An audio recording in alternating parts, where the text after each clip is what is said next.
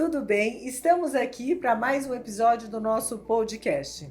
Hoje vamos bater um papo sobre o papel do embriologista no laboratório de reprodução assistida. Eu sou a doutora Adriana de Góes, especialista em reprodução humana, ginecologista e obstetra.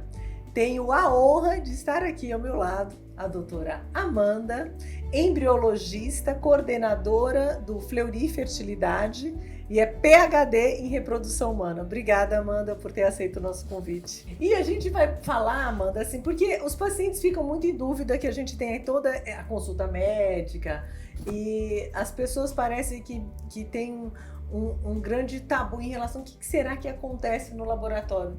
E muitas vezes acham que até um médico que manipula os gametas, que faz esse trabalho. E, na verdade, o papel essencial na reprodução assistida, no laboratório, é com você, que manipula os gametas e fica sempre assim um pano de fundo e às vezes inacessível para os pacientes, né? Hoje a ideia é falar dessa história toda, do que você faz, do seu dia a dia, que para você é óbvio, mas para os pacientes você é praticamente um ghost.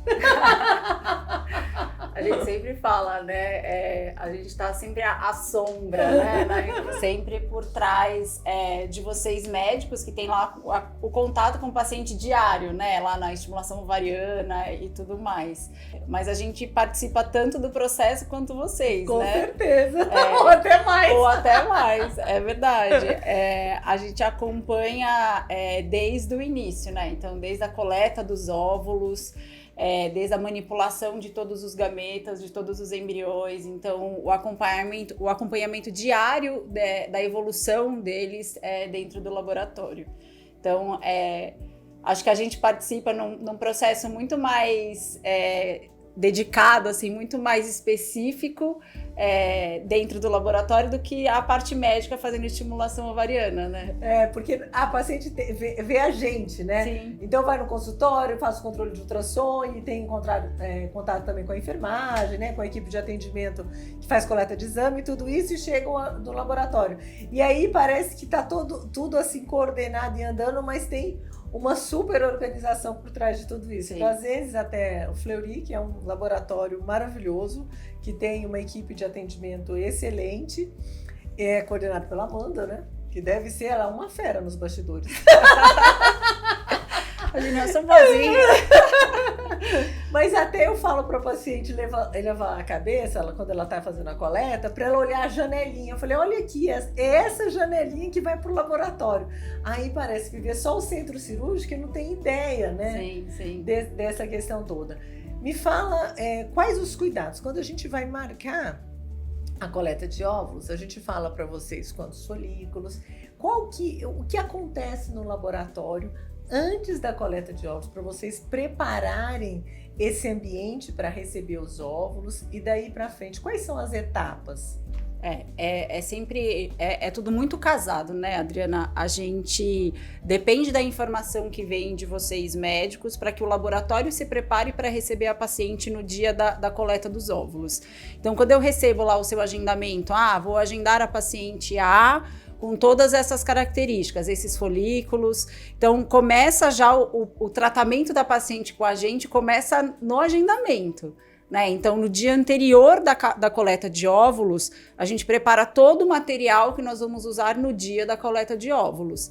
Então, baseado no número de folículos que você coloca que a paciente tem, eu preparo o caso da paciente. Então, eu preparo todas as plaquinhas de cultivo onde os embriões e os óvulos vão ser colocados, eu preparo todos os tubos de meios de cultura que a gente vai utilizar para a coleta de óvulos, eu já faço abro, né, o prontuário dela dentro do nosso sistema, com todas as informações,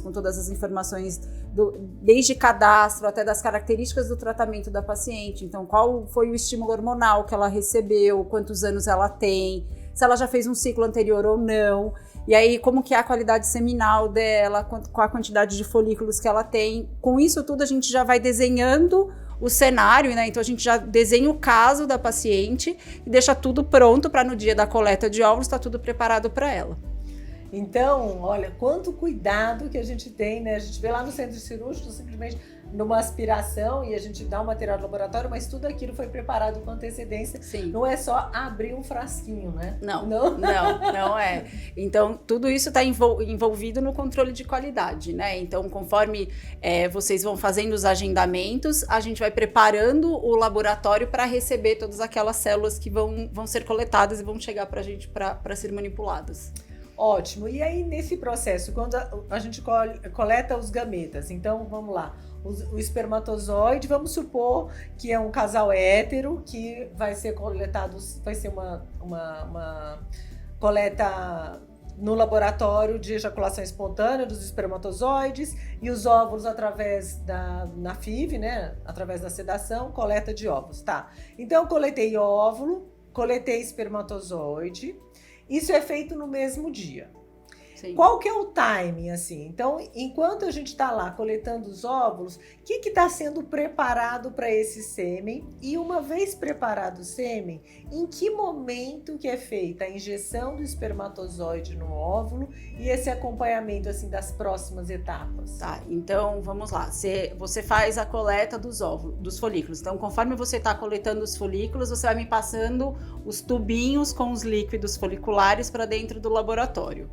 Aí, dentro do laboratório, o embriologista vai fazendo a observação desses líquidos com um equipamento que chama estereomicroscópio. Então, é como se fosse uma grande lupa de aumento. E a gente vai verificando nesse líquido a presença dos óvulos. Então, os óvulos vão sendo coletados, vão sendo transferidos por uma placa com esse meio de cultura que eu preparei no dia anterior ao processo. Então, o meio precisa passar por todo um processo de estabilização dentro das incubadoras, né? O meio de cultura nada mais é do que a base nutritiva para o desenvolvimento dos embriões. Então, a gente coleta todos esses óvulos e vamos armazenando ele. Nesse processo, no laboratório de sêmen, todos os insumos que vão ser utilizados para o marido desta paciente, eles vão sendo identificados. Aí, você terminou a coleta, temos lá 10 óvulos. Você vai avisar o marido que deu tudo certo na coleta e que ele pode coletar o sêmen, certo? O marido coleta o sêmen, aí começa toda a manipulação com esse sêmen. Então, a gente faz um processo de como se fosse uma filtragem do sêmen. Então, a gente tira lá, né, no sêmen ejaculado tem uma série de espermatozoides. Então, tem espermatozoides que são móveis, tem espermatozoides imóveis, a gente tem células. Então, tem uma série de substratos, né, enfim, que fazem parte do ejaculado. Então, a gente filtra esse sêmen, faz um processamento seminal, e aí existem diferentes técnicas para isso, para selecionar, deixar lá só os espermatozoides móveis, os melhores espermatozoides, para serem utilizados nas técnicas de reprodução assistida. Então, fizemos esse passo. Agora está na hora de fazer a ICSI, né? A injeção do espermatozoide. Normalmente ela acontece de 3 a 4 horas depois da coleta dos óvulos. Então a gente coleta os óvulos, eles ficam lá quietinhos de 3 a 4 horas. Nesse período é o período que nós estamos fazendo todo esse preparo com a amostra de sêmen. E aí chegou a hora da injeção do espermatozoide. Ah, perfeito. Como que a gente faz isso, né? Aí a gente começa uma nova etapa. Então, uma série de coisas são preparadas para a realização do ICSI. Então, a gente monta o micromanipulador, que é o equipamento que a gente utiliza, né? O robô que a gente utiliza para fazer a injeção do espermatozoide. Monta-se a placa, onde a gente vai colocar os óvulos e o sêmen para selecionar o espermatozoide para injetar dentro do óvulo. Então, a gente faz todo esse processo. Aí depende de cada laboratório como é a técnica, né? Então, lá no Fleury, a gente faz... quando a gente capta os óvulos eles vêm repletos de celulinhas em volta. Essas celulinhas chamam células do cúmulos. Elas são importantes no processo natural da reprodução humana. A gente precisa retirar essas células para enxergar a maturidade dos óvulos. Aí a gente faz esse processo, aí dos 10 óvulos que você coletou, eu tenho lá 8 óvulos maduros, perfeito. Então eu vou injetar com 8 espermatozoides, um espermatozoide em cada óvulo. Realizada a técnica da injeção, esses óvulos eles são devolvidos para dentro das incubadoras, e aí só no dia seguinte, pela manhã, é que a gente vai fazer a observação da fertilização. E a fertilização nada mais é do que a checagem se houve a união do gameta masculino e do feminino, formando um embriãozinho propriamente dito. Perfeito. E a Amanda, você fala muito de placa.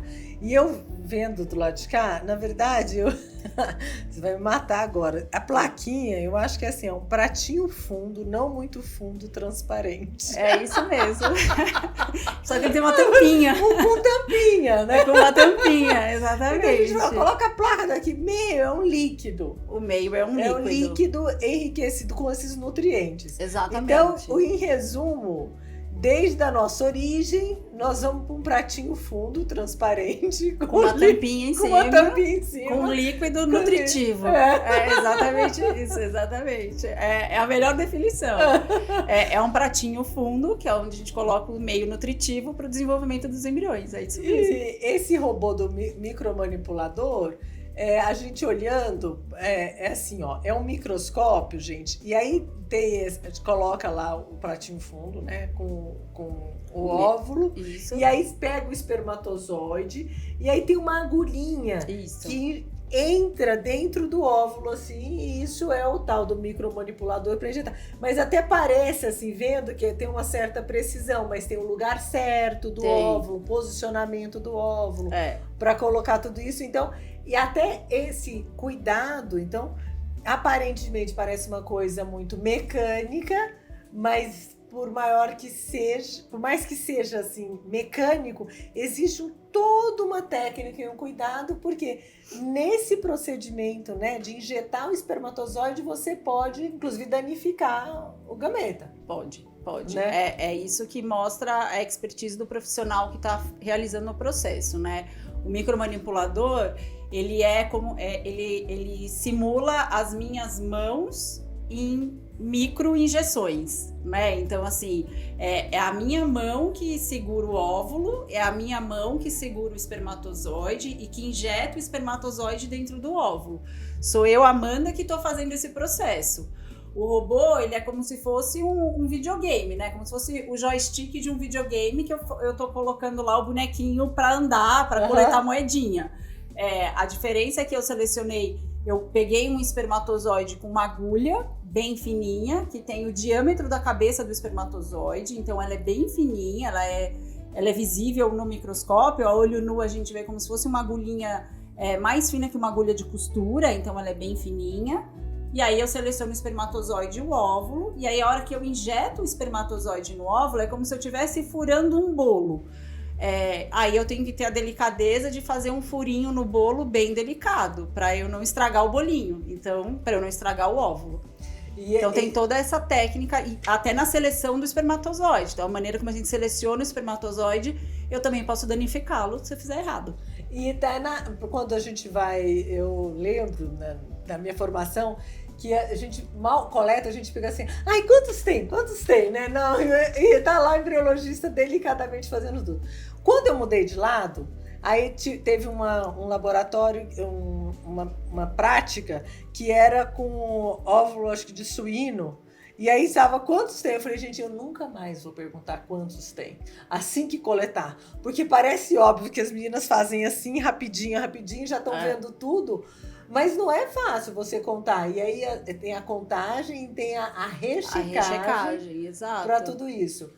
E aproveitando essa questão da gente falar de gameta, tudo, uma dúvida, né, das pacientes é sempre assim, será que não vai confundir o meu gameta? Será que o meu embrião não pode ir para outro? Então vamos falar dessa segurança da identificação dos gametas e dos embriões no laboratório Fleury. Todas as amostras, elas são altamente identificadas, né? Então, assim, a gente identifica não só a amostra, como também o paciente, né? Então, desde o início do paciente dentro do nosso laboratório, ele é identificado com pulseira de identificação, a gente tem todo um sistema de checagem, então, tanto a equipe de enfermagem como a equipe de atendimento, ela checa se aquele casal é aquele casal mesmo, a gente mostra toda a parte de sistemas, onde estão os nomes dos pacientes para eles checarem. O paciente checa a identificação do seu pote de coleta de sêmen, a equipe de enfermagem checa a identificação do pote de coleta de sêmen com o paciente. Quando ele passa para dentro do laboratório, existe uma dupla checagem, então 2 profissionais checam se a etiqueta que está no pote é a mesma etiqueta que está no tubo, se é a mesma etiqueta que condiz com o sistema que nós estamos alimentando, e a gente nunca manipula 2 amostras ao mesmo tempo. Então, se eu estou com o casal A, é o casal A que eu estou manipulando. Terminado o casal A, eu começo a manipular o casal B. Todo o processo do casal A se encerrou e eu não tenho mais a amostra do casal A comigo, na bancada, em lugar nenhum. Então, aí eu começo com o casal B. E todas as partes, né, de processos críticos, eles são duplamente checados por 2 profissionais, mas pelo nosso sistema também. Então, tudo é registrado. Eu peguei a amostra de sêmen do marido A, eu identifico a amostra de sêmen, eu fotografo a amostra de sêmen, eu incluo dentro do meu sistema. Então, está tudo altamente checado para que nenhum tipo de troca aconteça, né? É claro que quando a gente olha o espermatozoide e o óvulo, ele não tem nome, eles são todos iguais, né? Então, se eu não fizer uma boa identificação prévia, corre-se o risco de ter trocas, mas isso é o pesadelo de qualquer laboratório. Então, a gente identifica e checa sempre com muita precisão antes de qualquer tipo de manipulação. E aí, depois né, desse contato com os gametas e dessa manipulação dos gametas para formar o embrião, como esse embrião é identificado e acompanhado? Da mesma maneira. Então, os pratinhos fundos transparentes com tampinha, eles são identificados na base e na tampa. A incubadora, ela recebe um nome. Então, a incubadora 1, no local 2, tem o nome da Adriana. Então, eu sei que dentro daquele espacinho, é como se eu tivesse olhando um forninho. Então, no forno, eu divido lá meu forno de casa em 4 pedaços. O pedaço A tá a Adriana, o pedaço B tá a Amanda, o pedaço C tá o João e a Laura, e o pedaço D tá a Ellen. Então, assim, cada um tá com o seu identificado. Dentro do nosso sistema existe a mesma identificação, então eu sei que a Adriana tá na incubadora número 1, na caçapa 1. Então, quando eu vou pegar a sua amostra, o seu embrião, ele está lá naquela mesma posição, com a sua placa, com a mesma identificação. Então, assim, seguimos identificando todo o processo, não só com o seu nome, como vai também o seu número de prontuário, que cada paciente tem um. Eu posso ter homônimos, né? Tipo, a Adriana Degóis não é tão comum, mas se eu tiver uma outra Adriana Degóis, eu tenho lá, e aí tem o número do prontuário que te identifica diferente de outra paciente. Você não acredita, Adriana de Góes, não existe Adriana de Góes, mas Adriana Góes. Adriana Góes. Você acredita que eu conheci porque ela tem uma filha na mesma escola que a minha filha. Jura? Que estava numa sala ao lado. E aí, no ano seguinte, as duas se encontraram. E antes da gente saber dessa história da escola, o meu e-mail antes era contato@adriana.degóis. E o dela era contato@adriana.góes. Só que ela era fotógrafa e eu fazendo reprodução humana. Quando saía a pergunta de FIV, ela mandava o e-mail. Falou, olha, o dela tem o D. E aí eu falei assim, sobre fotografia, várias coisas de casamento. Aí eu falava assim, o dela não tem. Isso a gente já se encaminhava e-mail sem se ver.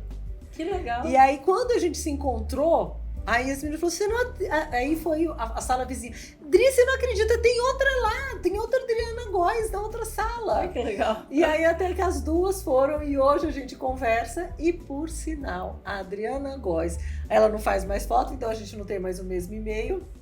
Ela voltou para o mercado financeiro e deixou de lado, por enquanto, a fotografia. E ela é casada com um médico, cirurgião plástico, que é formado uma turma antes que eu.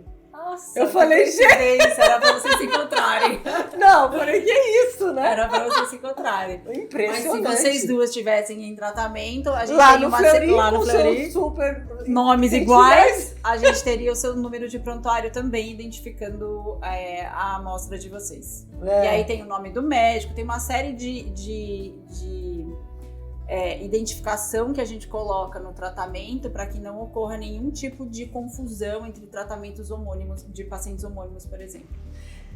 Olha, a sua relação com os gametas e com embriões é absolutamente inquestionável, mas e a sua, como que você, o seu contato assim com os pacientes? Que eu sei que vocês se reportam, diferentemente da maioria absoluta dos laboratórios, vocês têm sim contato com o paciente. Conta pra gente um pouquinho sobre isso. É uma delícia. Eu acho que é a parte que a gente mais gosta. A gente sempre, acho que desde a minha formação, né, como embriologista e trabalhando com reprodução humana, é bem como você falou, né? Então, o paciente te vê durante meses, né? Então, desde da primeira consulta até a investigação da infertilidade, o tratamento, as medicações, ele passa um tempão com você, né? Às vezes ele já te acompanha até na ginecologia, lá atrás, prévia. Então, assim, ele tem uma relação com você de confiança. Quando ele chega no embriologista, ele me conhece no dia da coleta, né? Ele não me conhece antes. E aí, como que ele cria uma relação de vínculo comigo e confia no nosso trabalho, né? E a maneira que a gente encontra que a gente encontrou para o paciente confiar na gente, né, e se sentir seguro, é entrar em contato. Porque eu entendo de embriologia, o paciente não, né? Então eu preciso transformar numa linguagem comum para o paciente aquilo que eu tô vendo tecnicamente falando. Tipo a plaquinha de vidro. Tipo a plaquinha de cultura. Pratinho transparente com tampa.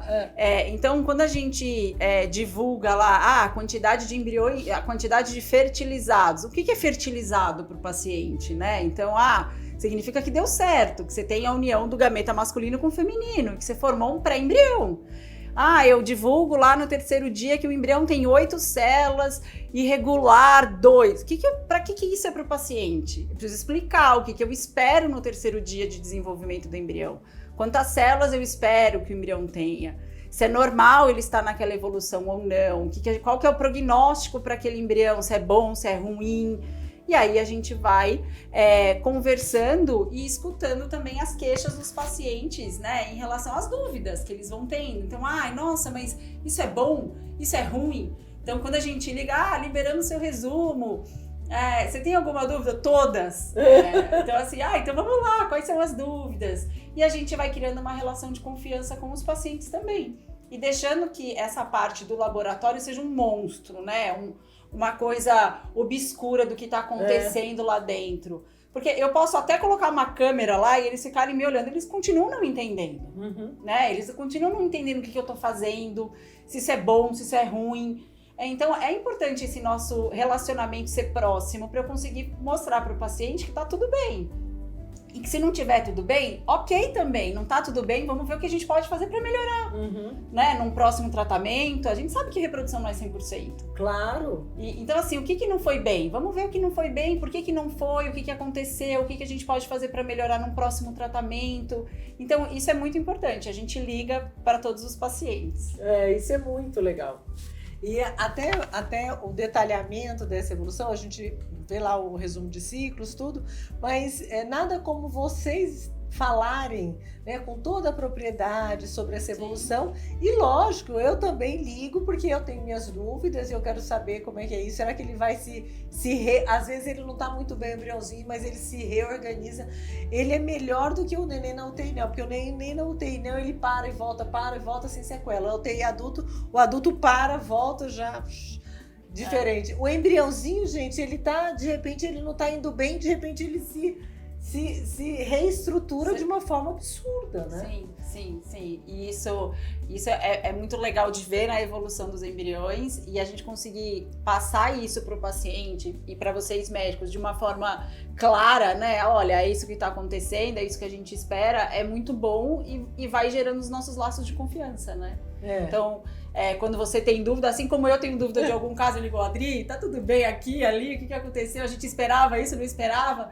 Exatamente para a gente conseguir caminhar junto e fazer o melhor para os nossos pacientes. O objetivo é um bebê correndo no shopping. É, um bebê correndo no shopping e uma mãe correndo atrás. Sem dúvida. E a gente falou da coleta de gametas e a gente falou, en passant, assim, desse desenvolvimento embrionário. Vamos falar um pouco dessa tecnologia do time-lapse no cultivo embrionário. Vantagens, né? E como tudo isso acontece, que eu chamo de Big Brother dos embriões. É um Big Brother mesmo. A time-lapse, ela é uma incubadora de cultivo, assim como a outra qualquer. A diferença dela é que ela tem um sistema acoplado nela e que ela vai fotografando o embrião de tempos em tempos. E aí eu consigo ter acesso ao embrião 24 horas por dia, 7 dias de desenvolvimento do embrião. E aí qual que é a vantagem dela? Eu consigo acompanhar o que está acontecendo com aquele embrião em tempo real, né? Então a incubadora tradicional, eu determino horários para fazer uma verificação daquele embrião. Então, eu tiro o embrião da incubadora e faço uma análise, devolvo o embrião para a incubadora. O que acontece no período que eu fiz a análise até uma nova análise, eu não estou enxergando. Uhum. Então, não é que a incubadora é ruim, ela não é ruim, ela é uma boa incubadora, as incubadoras tradicionais. Mas eu tenho menos informação do que eu tenho na time-lapse. Então, a time-lapse, como eu consigo ter acesso ao embrião o tempo todo, eu consigo ver, por exemplo, que o embrião está bloqueado desde tantas células. Ou que ele passou um período muito longo com um número de células específicos no qual ele deveria ter dividido. Uhum. E aí ele começa a me dar sinais de que aquele embrião já não está indo tão bem. Então, quando eu faço uma observação pontual, vamos dizer, eu olho no 3º dia, o embrião tem que ter 8 células, perfeito, né? A gente espera lá uma média de 5 a 9, mas 8 células. Aí 8 células é embrião lindo. Mas ele tá 8 células agora ou ele tá 8 células desde ontem, por exemplo? Uhum. Eu não sei, eu só fiz uma observação pontual. Quando eu tenho a time-lapse, eu consigo observar, não, olha, esse embrião, ele ficou 10 horas em 4 células, que ele deveria ter ficado 3, por exemplo. E aí, então tá dando sinais de que o embrião não tá com um desenvolvimento dentro do adequado. E aí começa a dar sinais pra gente que aquele caso não tá evoluindo bem mesmo, tendo embrião de bom potencial no 3º dia. Então, é isso que a tecnologia nos proporciona, né? Então, ela proporciona conhecimento. Então, a gente vai aprendendo cada vez mais com o que a gente está enxergando. Então, eu tenho um embrião que tem uma célula e, de repente, ele foi direto para 3 células, não é comum. Né? A gente está falando em mitose, lá do colégio, né? Uma celulinha divide em 2, e 2 divide em 4. Existe um tempo para isso acontecer.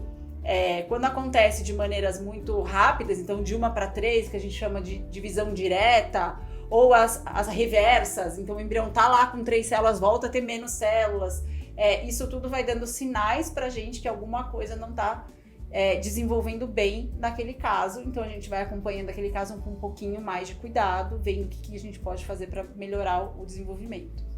E ótimo, a gente falando desse processo de divisão celular e desses outros, tantas informações que se tem no laboratório, fala um pouquinho dos dados utilizados na classificação embrionária.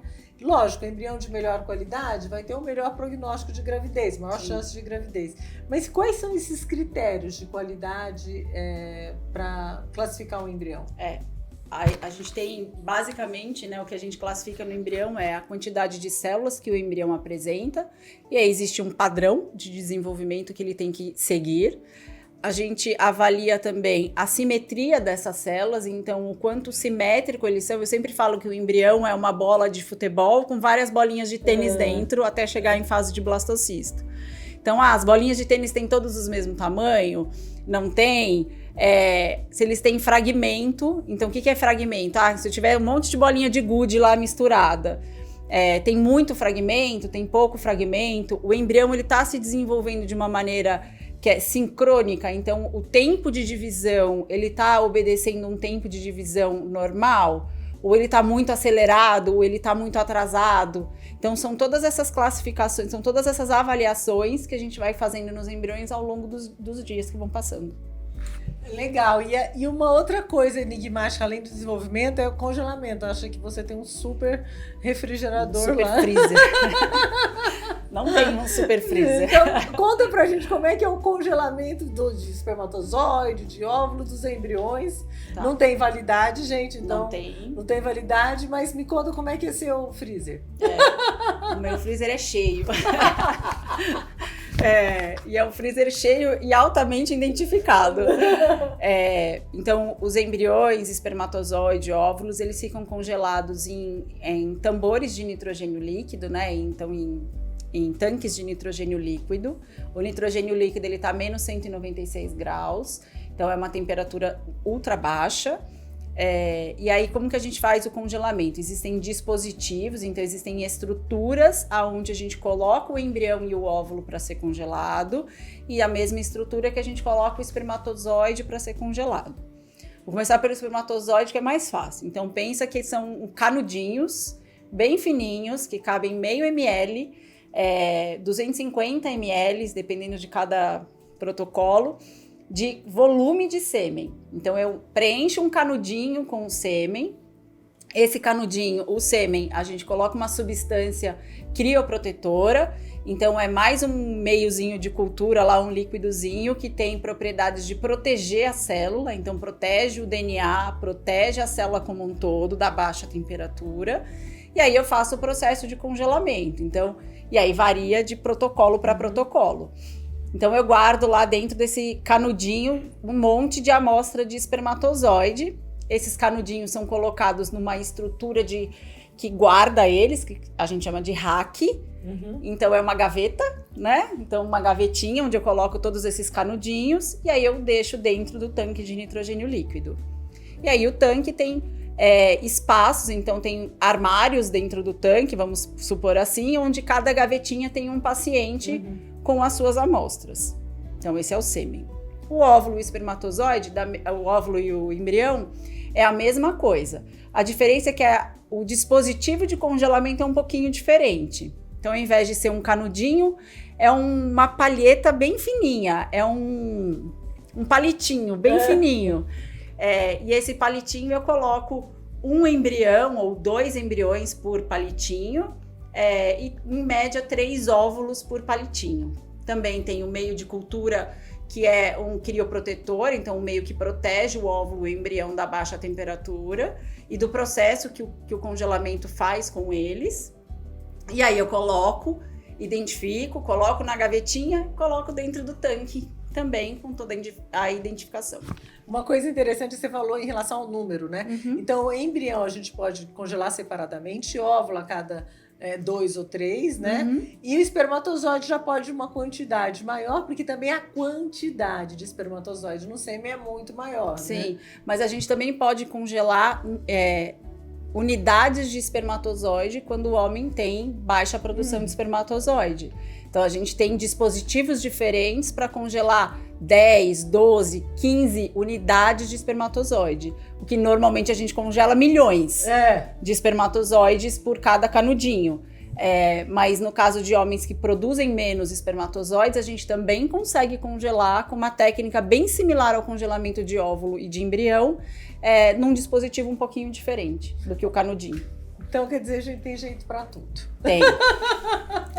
O negócio não desistir. Não desistir. Não desistir.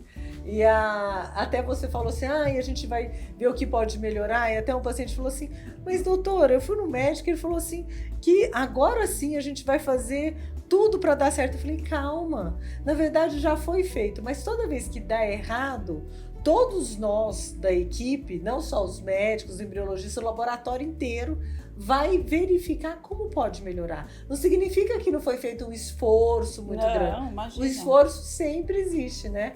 E eu acho legal porque quando a gente passa um resultado positivo, todo mundo vibra junto e fica todo mundo feliz, torcendo. Já tem aquela galera da força positiva, né? Sim. Eu falo, cada resultado positivo que a gente recebe quando vocês compartilham lá, então, manda lá o teste de beta, ou escreve, fulano engravidou. Nossa, a gente comemora, a gente compartilha entre a equipe inteira, fulano engravidou, e todo mundo fica super feliz.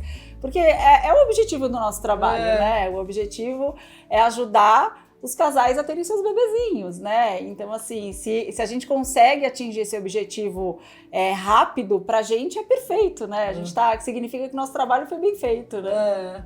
E a dedicação é inigualável. Eu só tenho para parabenizar você e toda a equipe do Fleury, que é um laboratório novo, né? Sim. Mas cheio de gente experiente, não vou falar que é velha, né? Tá, não, só experiente. Pessoas experientes no laboratório novo. Isso. Ninguém é velho. Altamente equipado. Sim. E que a gente pode contar, né? Eu falo que é uma extensão do meu consultório e quase da minha casa. Mas é para ser mesmo, esse é o nosso objetivo, né? Quando a gente se lançou ao mercado, a gente se lançou exatamente com o objetivo de ser a extensão do consultório de vocês, né? Por isso que vocês têm total liberdade lá dentro de conversar, da gente discutir caso, de fazer os procedimentos, exatamente porque a nossa intenção é ser a extensão do consultório de vocês. Bom, pra mim já deu certo. Que bom. A gente fica muito feliz.